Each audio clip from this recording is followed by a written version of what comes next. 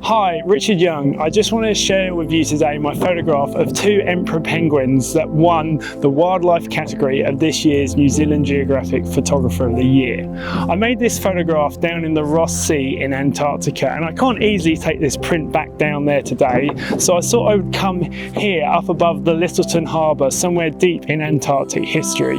This was the starting point for a number of the historic expeditions down to Antarctica, including some of those of Scott and Shackleton's. So let's head back to the studio and I'll share with you the story behind this print. So this photograph was actually one of my two awarded images in this year's New Zealand Geographic Photographer of the Year.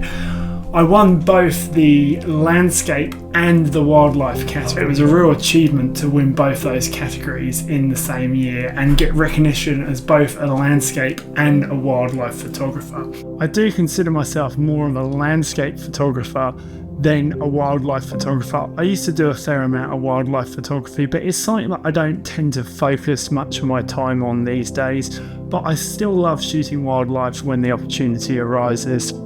And this trip down to Antarctica, where I photographed this image, was a great opportunity for wildlife photography.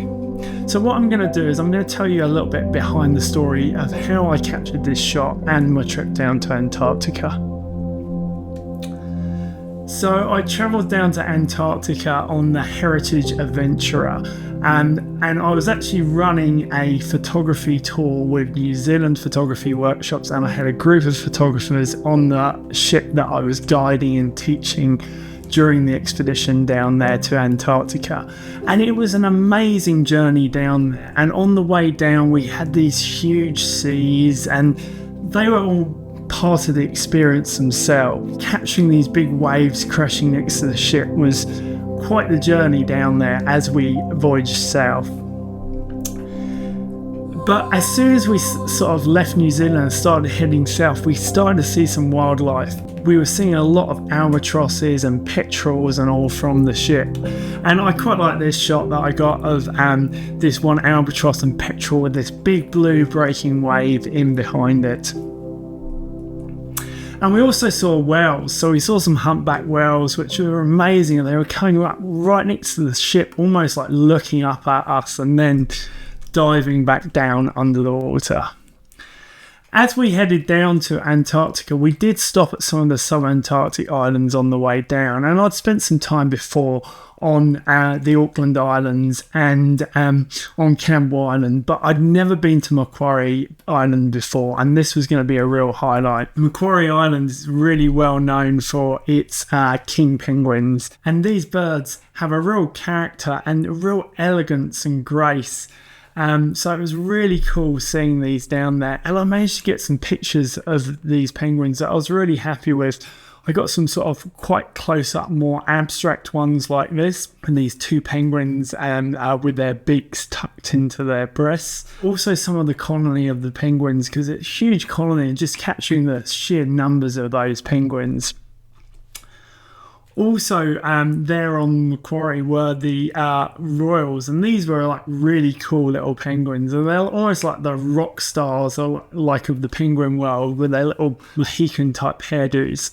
But as we voyaged further south down to the Antarctic continent itself, we actually came in sight of the continent and this big grand icy vista in front of us. It was quite impressive, it really was. So the Ross Sea region of Antarctica is one of the remotest places on planet Earth. Few people have ever visited this strange and beautiful territory, and I felt very lucky to be going down here and to be able to photograph this. The landscapes down there are quite outer-worldly. You've got all this vast pack ice with these huge big mountains coming up. It really is like a completely frozen planet. As soon as we got down there and started making some landings, we started to see some penguins down there, and these Adelie penguins really were the real sort of character of the trip. On numbers of landings, wherever we went, we would see some of these Adelie. Got quite a few pictures of the Adelie penguins, but this was the one I liked the most, and I think it just captured the penguin within its landscape. And I think that's something important with wildlife photography. If you're going to shoot wildlife, you kind of need to capture the wildlife a little bit within its landscape, within its place, because it's just a portrait, and I see a lot of sort of wildlife photography that's very close, straight portraits, and where they can be good, it doesn't really capture the wildlife within its surroundings and within its environment. So as we voyaged further south down into McMurdo Sound, this was quite amazing, and we started to get into some really thick pack ice going through this in this ship. And this was a great area for landscape photography. These huge sheets of pack ice and this midnight sun. The sun basically didn't set, like it did just dip behind this horizon each evening, but playing with the placement of the subjects with these sheets of pack ice and floating ice and then the headlands behind, and shooting in that sort of midnight sun that colours for a few hours at a time basically as the sun dipped just behind the horizon and came back up. So for a landscape photographer, it was a great place to photograph. And this was probably one of my favourite landscape images, capturing the edge of the pack ice down there in McMurdo Sound. This is just pretty amazing, this big jaggedy edge of the pack ice out into the distance.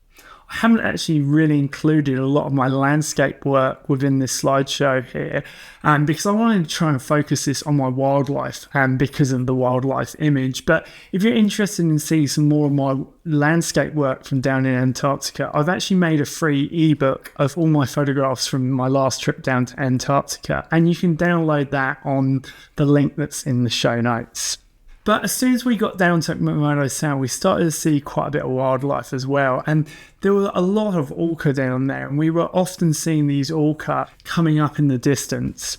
But then when we got down to the edge of the pack ice, we found this large group of emperor penguins right on the edge of the pack ice. And we hung out there for a while to observe these emperor penguins, and it really was a fantastic experience. But they were all standing up there on the pack ice, and they looked a bit sort of cautious really, and none of them were going into the sea itself, and they were all sort of looking around. And I think one of the main reasons for that was there was also orca in the sea right next to where these emperor penguins were, and these orca were moving in and out of the channels in between the pack ice, which was really cool to see.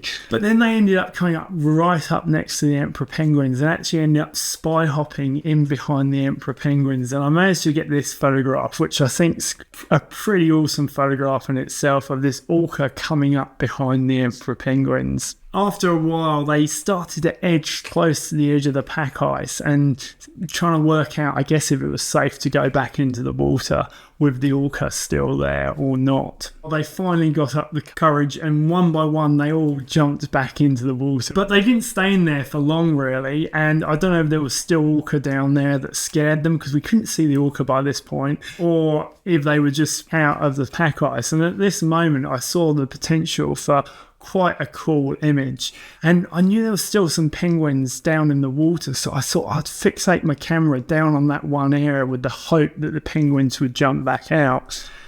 And sure enough, they did. They jumped back out where the other penguins had come out before, and I managed to get this shot. And I was really pleased with this shot. Even before it won the wildlife category of the competition, I thought it was a really unique photograph, and quite unique in the way that essentially I think it's quite a good image even if you remove the penguins, and there's quite a cool abstract landscape in behind. And I think this sort of brings in my love for landscape photography and that whole thing, capturing the animal within its environment, within its surroundings as well. So I think that's what makes it such a good shot, not just capturing this moment, the ability that I was able to sort of predict where they were coming out. I managed to frame up this frame how I wanted it before they jumped out of the water. These are the details of the photograph, and I just thought I'd take a look over the settings I used. We can see here I've shot it on thousandths of a second to be able to freeze motion happening that fast. Taking that, I've shot it at f8 and also at ISO 800. If I went back to take that photograph again, I'm not sure if I'd change too much in those settings. I'm not getting too much noise at ISO 800. And f8's given me a good depth of field, which was, I think, important in this shot, because I actually wanted to get all the ice in focus, not just just the penguins. With the equipment I've used, I had a Z7. This was taken a couple years ago now, and it was before the Z8 came out, and I now shoot on a Nikon Z8, which I think is a much better camera for this sort of photography. And when I go back down there, I'll be shooting on my Nikon Z8 and taking two of those down as my two camera bodies down there. And so the lens I use, the 70 to 200 f4 lens, I actually use a couple of long lenses. I took that down, and I took the 300 f4 prime and a teleconverter to bring it up to 420. And it was a great lens setup in terms of quality, and I love both those lenses. They're both exceptional quality lenses, but for versatility working down there, it was challenging. I was finding I was having to change lenses quite a lot. This wasn't actually shot with that longer focal lengths. It was shot only at sort of 80 millimeters. So it's not actually that longer focal lengths. Now, going back down there, when I go back down there next year, I'm actually going to take down these two lenses with me. I'm going to take a Nikon 24 to 120 and a Nikon 100 to 400. And I reckon this is a great versatile setup for shooting down in Antarctica. Before I was working between 3 different lenses plus a teleconverter, and with these I can get the same range as all of those different lenses I was working with before. And I reckon, like, photographing down there next time, I reckon a lot of my work's going to be shot on this sort of 100 to 400 for Zodiac drives and stuff like that.